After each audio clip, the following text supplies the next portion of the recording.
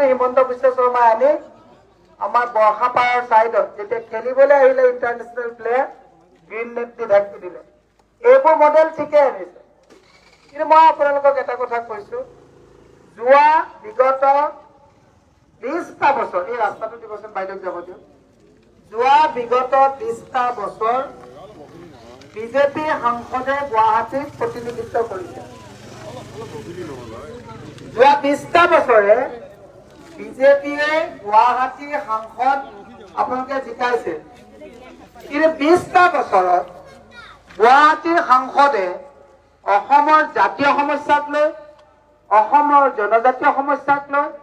পাহাৰত মানুহৰ সমস্যাক লৈ খোৱা পানীৰ সমস্যাক লৈ কেতিয়াবা মাত মাতা শুনিছে নেকি আপোনালোকে শুনিছেনে নাই শুনা আমাৰ গৌৰৱ গগৈ ডাঙৰীয়াই অসমৰ সমস্যাক লৈ দিল্লীত মাত মাতা শুনিছে নাই আপোনালোকে শুনিছে মই আপোনালোকক কৈছো আপোনালোকে ভোট মোক এইকাৰণেই দিয়ক যদি মই জয়ী হৈ যাওঁ মই আপোনালোকক প্ৰতিশ্ৰুতি দিছো অসমত প্ৰতিটো সমস্যাক লৈ 30 তাৰিখে যে নৰেন্দ্ৰ মোদীয়ে মন কি বাত কয় বুট খুৱাই চকী বান্ধি শুনায় এইটো বাৰু আপোনাক কওকচোন মানুহক বাৰু অসন্মান কৰা হয়নে নহয় কওকচোন প্ৰধানমন্ত্ৰীয়ে মন কি বাত কব মানুহে বুট খোৱাক লৈ চকী পাই ৰেডিঅ' খুলি শুনিব এনেকুৱা বাৰু বুৰ্বক দেশৰ মানুহ বুলি ভবাটো চবতছে দুৰ্ভাগ্যজনক কথা হয়নে নহয় প্ৰধানমন্ত্ৰীৰ কাম কি राइजर मनर कथा कब सर हमारी पहाड़ी एलेका में पानी पीने का पानी नहीं है पानी दीजिए সেইটোহে শুনিব লাগে তেওঁ কৈছে ভাইও और बहनों मैं इतना सफर किया इतना देश घुमा সেইটো শুনিবৰ কাৰণে আপোনাক ভোট দিছো নেকি আমি সেইটো শুনিবৰ কাৰণে আমি ভোট দিয়া নাই আমি কৈছো আমাক খোৱা পানী লাগিব আমি কৈছো আমাক স্কুল লাগিব আমি কৈছো আমাক হোল পেনশন ঘূৰাই লাগিব আপুনি ষ্টেট চৰকাৰক আমি কৈছো যে এইবিলাক বস্তু আমাক যিবিলাক ষ্টেট সাবজেক্ট ষ্টেট চৰকাৰে কৰিব লাগিব যিবিলাক সেন্ট্ৰেল সাবজেক্ট সেন্ট্ৰেল গভৰ্ণমেণ্টে কৰিব লাগিব মই কৈছো যদি মই যেতি যাওঁ মই আপোনালোকক আজি প্ৰতিশ্ৰুতি দিছো অসমৰ কোনোজন খিলঞ্জীয়া মানুহৰ ভেটিত বুলডোজাৰ লগাব নোৱাৰিব তেওঁ কৈছে পাহাৰত মানুহক বসুন্ধৰাৰ জৰিয়তে অবৈধ বুলি খালি কৰিছে আকৌ সেই একেখিনি মানুহকে একে পাহাৰতে ৬২,০০০ প্ৰিমিয়াম ৬২ লাখ প্ৰিমিয়াম দিলে বৈধ বুলি কৈছে তাৰ মানে হিমন্ত বিশ্ব শৰ্মা চৰকাৰে চৰকাৰী মাটি চৰা দামত চৰা প্ৰিমিয়ামত খিলঞ্জীয়া মানুহক বিকাৰ ফন্দি কৰিছে হয়নে নহয় কওক যদি পাহাৰত থকা মাটিখিনি অবৈধ হয় ৬২ লাখ প্ৰিমিয়াম দিলে কেনেকৈ বৈধ হয় আমি কৈছো আমাৰ যদি চৰকাৰ আহে আমি তেওঁলোকে যিটো ভূমি আইন বনাইছে তাক আমি সংশোধন কৰি কম প্ৰিমিয়ামত পাহাৰত 10 বছৰ বসবাস কৰা মানুহক আমি ইয়াত মাটিৰ পট্টা দিয়াৰ ব্যৱস্থা কৰিম মই আপোনালোকক কথা দিছো পানী প্ৰাণীৰ প্ৰাণ মানুহে আমি মৃত্যু হোৱাৰ সময়তো আমি মানুহক কি কৰো মুখত এটুক পানী দিওঁ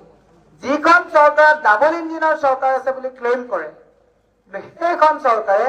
কেন্দ্ৰত 10 বছৰ ইয়াত প্ৰায় 8 বছৰ হ'ব হ'ল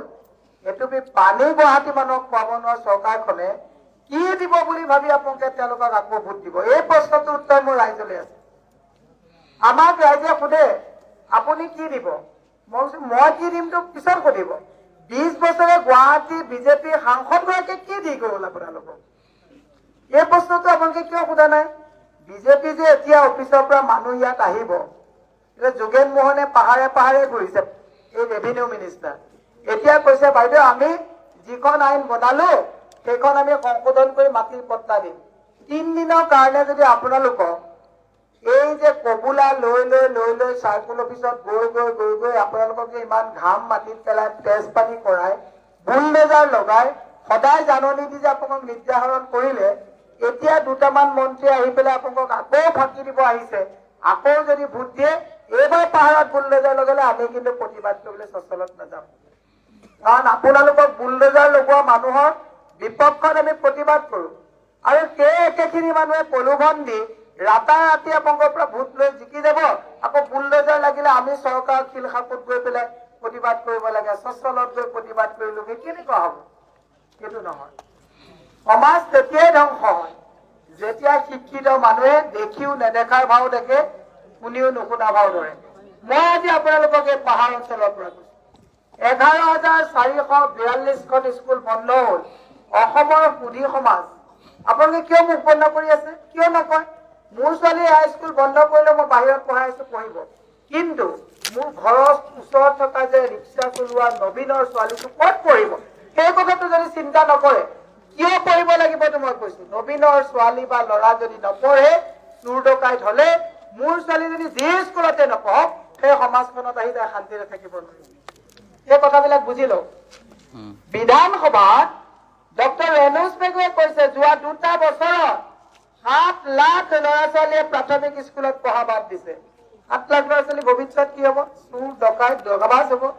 চুৰ ডকাইত দগাবাজ কাৰ হ'ব আপোনাৰ মোৰ নিচিনা এগৰাকী মাতৃ ল'ৰা ছোৱালী চুৰ ডকাইত হ'ব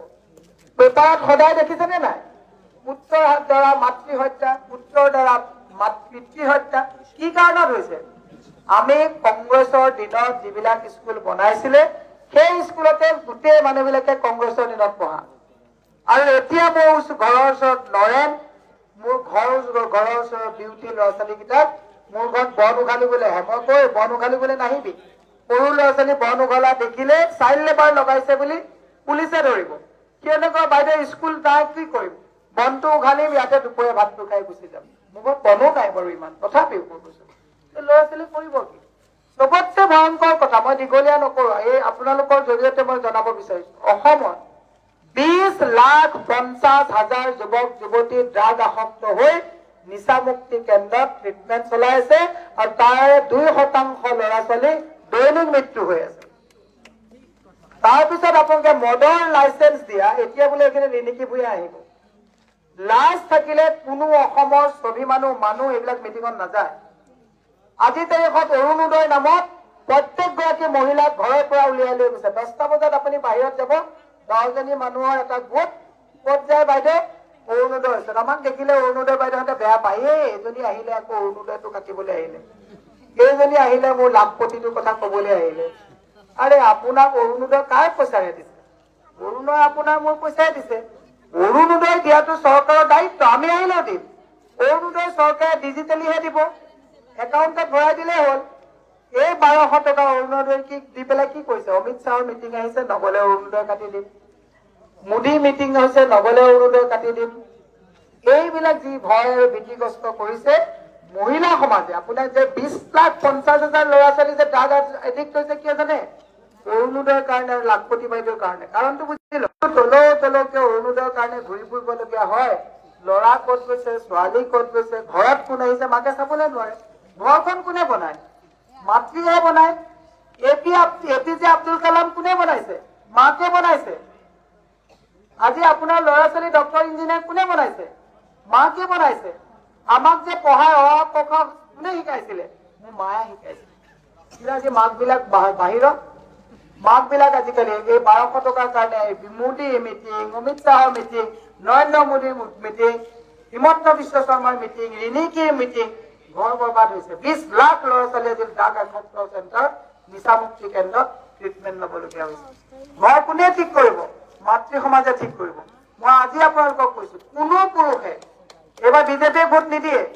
কোনো যুৱক প্ৰজন্মই এবাৰ বিজেপিক ভোট নিদিয়ে কোনো শিক্ষিত মানুহে বিজেপিক ভোট নিদিয়ে মই আপোনাক গাঁঠি কৈছো এবাৰ ভোট তেওঁলোকে ক'ৰ পৰা আশা কৰিছে জানেনে লাখপতি বাইদেউ সেইকাৰণে ভুৱা ফৰ্ম গাঁৱে গাঁৱে বিলাই ফুৰিছে ভুৱা ফৰ্ম গাঁৱে গাঁৱে বিলাই ফুৰিছে আৰু শপত লৈছে যে মই অৰুণোদয় লৈছো গতিকে ভোটটো বিজেপিক দিম লজ্জাজনক কথা মই কৈছো মোক ভোট দিয়ক নিদিয়ক মই এই কথাটো নকওঁ মাতৃ সমাজে সমাজ যদি ঠিক কৰিব নোৱাৰে সমাজ ক'ৰ পৰা বনিব ঘৰখনৰ পৰাহে বনিব ঘৰত যদি ল'ৰা ছোৱালী গুণ্ডা মাৱালী লাফাংগা হয় সমাজ ক'ৰ পৰা বনিব আৰু মাকে যদি দিনটো ঘৰত নাথাকে দুখ লগা কথা গোটেই গাঁওবিলাকত যাব গিৰিয়েকে ভাত বনাইছে বাচন ধুইছে ঘৈণীয়েকজনীয়ে 10 গৰাকী মানুহ গোট খাই অৰুণোদয়ৰ পিছত এই মৰিচিকা বিচাৰি বিচাৰি ঘূৰি ফুৰিছে মই সেইকাৰণে মাতৃ সমাজক এটা বিনম্ৰভাৱে অনুৰোধ জনাইছো সমাজৰ সুৰক্ষাৰ স্বাৰ্থত এই যে ৰিণিকী ভূঞাই যে আপোনাৰ ইয়াত যে লেকচাৰ মাৰি গৈ আছে ৰিণিকী ভূঞাই যিটো ৰিজৰ্ট বনাইছে এক ৰাতি হোটেলত থাকিলে 70,000 টকা দিব লাগে আমাৰ অৰুণোদয় বাইদেৱে তাত বাচন ধোৱা চাকৰিটো নাপায় জানেনে তাত বাচন ধুবলৈও আপোনাৰ হোটেল মেনেজমেণ্ট পঢ়ি আহিব লাগে এখন হোটেল কোনে বনাইছে ৰিণিকী ভূঞাই কাৰ্বি আংলঙত 1000 বিঘা মাটি কোনে লৈছে? ৰিণিকী ভুৱাই। আমাৰ কলিয়াবাৰত কোনে মাটি লৈছে? তেওঁ লৈছে। শুৱালকুছি গোটেই বস্ত্ৰ উদ্যোগটো বন্ধ কৰি তেওঁ লৈছে। চিলিং চাৰ্প্ৰাছ মাটি 29 বিঘা তেওঁ লৈছে। মই এইটো বদনাম কৰা কথা নহয়, এইটো বাস্তৱ। আৰু আমাৰ মহিলাই 1200 টকাৰ পিছত নৰেন্দ্ৰ মোদীৰ লগতো নাচিছে, অমিত শ্বাহৰ লগতো নাচিছে, হিমন্তৰ লগতো নাচিছে, আৰু ফাইনেলি পীযুষে পুৰি ধাক্কা লগাই দিছে। এই যে ধাক্কা আৰম্ভ হৈছে পীযুষৰ, এইটো এলান কৰিছে, কাৰণ প্ৰত্যেক মাহে 1000 কোটি টকাকে ধাৰ লৈছে, ধাৰৰ সন্তুলন হেৰাই গৈছে। সিহঁতেও গম পাইছে যে এতিয়া আৰু অহা মাহৰ পৰা অৰুণোদয় দিব নোৱাৰো, ইহঁতে এনেও আৰু অহা 5 বছৰত আমাক সহায় নকৰে, যে ধাক্কা মাৰটো আৰম্ভ কৰি দিছে। মই যদি ইমানেই দুৰ্বল সমাজে আজি সিদ্ধান্ত লওঁ যে অৰুণোদয় আৰু লাখপতি বাইদেউৰ নামত ঘৰখনৰ পৰা মহিলাসকল উলিয়াই লৈ গৈ ৰাস্তাত গোটেই ঘৰখন দেমিজালি কৰি, ল'ৰা ছোৱালীক স্কুল বন্ধ কৰি, মদাহী বনাই গোটেই এখন সমাজ উশৃংখল কৰা চৰকাৰখনক কিবা আমি প্ৰত্যুত্তৰ দিম। অহা 7 তাৰিখে আপোনালোকে মোক পঠাওক, মই আপোনালোকক কথা দিছো। মই সংসদত সবলভাৱে এই অন্যায়ৰ বিৰুদ্ধে মই আপোনালোকক কৈছো নেতৃত্ব দিম। গুৱাহাটী লোকসভা সমষ্টিৰ প্ৰতিজন ৰাইজক মই সবলভাৱে আপোনালোকৰ ৰাজনৈতিক প্ৰতিনিধি হৈ মই আপোনালোকক নেতৃত্ব দিম। জননেতা কৰবাত বেৰিকেড বনাই অহা দেখিছে? এওঁলোকৰ ইমান ভয়, এওঁলোকে 20 ফুট বেৰিকেড দিছে, যাতে এওঁলোকৰ ওপৰত খুব উঠি মানুহে যাতে গাত পলাচি আহি মাৰিব নোৱাৰে। 20 ফুট বেৰিকেড দি দিছে। তাত দুৰ্ভাগ্যজনক কথা। সেয়ে মই আপোনালোকক আহ্বান জনাইছো, সিদ্ধান্ত ৰাইজৰ, সিদ্ধান্ত মাতৃ সমাজৰ। আপোনালোকে যদি মোক এই 3টা দিন মৰম কৰি সহযোগিতা কৰি আপোনালোকে মোক ভোট দিয়ে, মই 5 বছৰ পাহাৰত যেতিয়া বুলডোজাৰ লাগিব 10 বাৰ হিমন্ত বিশ্ব শৰ্মাই চিন্তা কৰিব লাগিব যে এই বুলডোজাৰ ৰক্ষা কৰাত মেৰামতৰ সন্মুখত বাছি হৈ থাকে। কুঁৱা পানী যদি 1 বছৰ ৰাইজৰ হৈ মাত কোনে মাতিব? ৰাইজৰ হৈ মাত মাতিবৰ কাৰণে আপোনালোকে ৰাইজৰ প্ৰতিনিধি বিচাৰি পঠাব লাগিব। মই সুদীৰ্ঘ সময় ৰাইজৰ হৈ মাত মাতিছো। চৰকাৰ থাকোতে অংগুষ্ঠ দেখুৱাই বিজেপিৰ পৰা মই ওলাই গুচি আহিছো।